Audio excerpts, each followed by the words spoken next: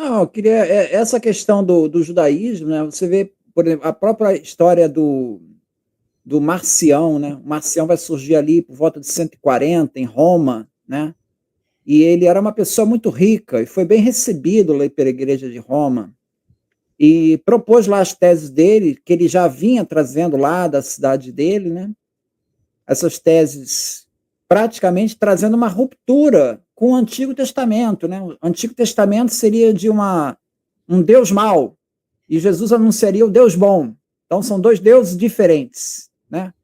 Então ele propõe simplesmente o rompimento total com o judaísmo. Quer dizer, é mais uma evidência de que você está rompendo com a sua origem, né? Ou seja, a sua origem vem do judaísmo, né?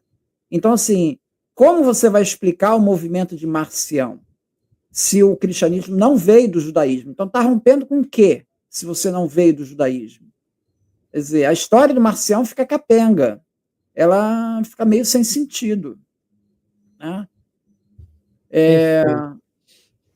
Tem outra coisa, só um comentário, né? Você falou do Papias, né? Existe uma Isso. passagem lá do Clemente de Alexandria, né? No Estrômata. Eu estou com um texto aqui, ele é Estrômata 7,17, né? Não estou com o original aqui, mas estou com essa referência. Que ele fala que um gnóstico, né, Basilides, ele alegava ter sido instruído por Gláucias. Gláucias seria intérprete de Pedro, tá?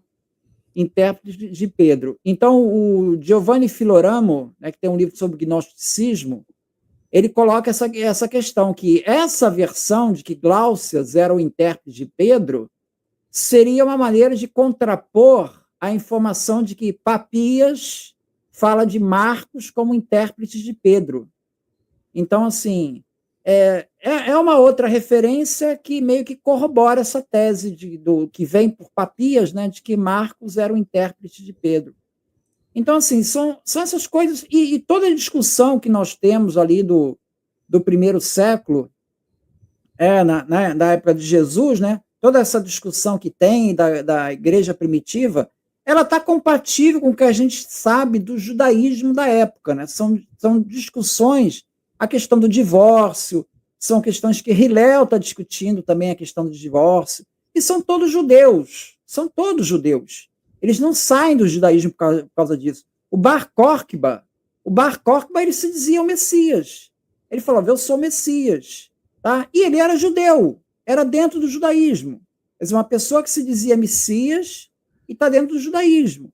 Então, assim, essas tensões que vão surgindo ali no cristianismo não são evidências de que o cristianismo é outra coisa. Não, são variantes dentro do judaísmo. O conceito que se tem hoje é de um judaísmo plural.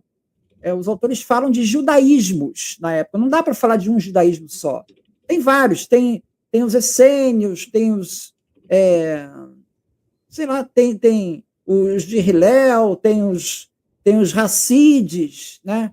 Tem os cristãos, tem os saduceus, os fariseus, tem várias correntes ali, e todos se veem como judeus.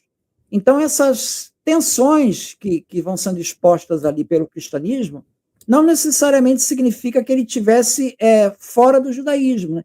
Autores, por exemplo, tem um autor muito bom, que eu gosto muito, Daniel Boyarin, que ele tem um livro chamado Borderlines, que ele reforça essa tese, né? Ou seja, o cristianismo e o judaísmo, eles estavam juntos no começo.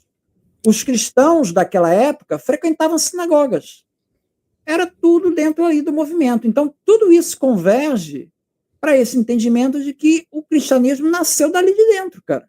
Com todas as diversidades de teses ali que eles estão expondo, eles nasceram naquele caldeirão ali. Depois que veio a destruição de Jerusalém, de 70, e o movimento rabínico logo depois, aí o judaísmo já tentou mais, tipo assim, olha, essa flexibilidade toda não deu certo, tá? Ficou muito, vamos acabar com isso, vamos uniformizar mais, tá?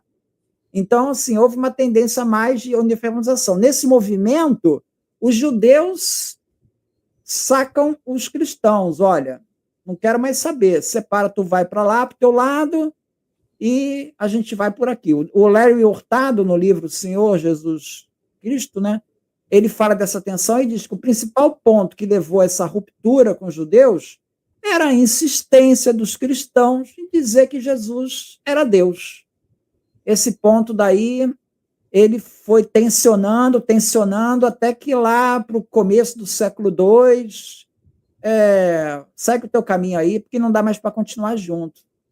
Então foi uma ruptura, não foi uma ruptura de um momento para o outro, foi uma coisa que foi crescendo. Na época de Jesus, na época de Paulo, ainda estava lá no debate, ainda estão lá tudo junto, misturado.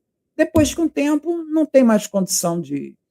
Aí já é literalmente guerra aberta entre os dois grupos aí, não tem mais como conviver junto. Pegando um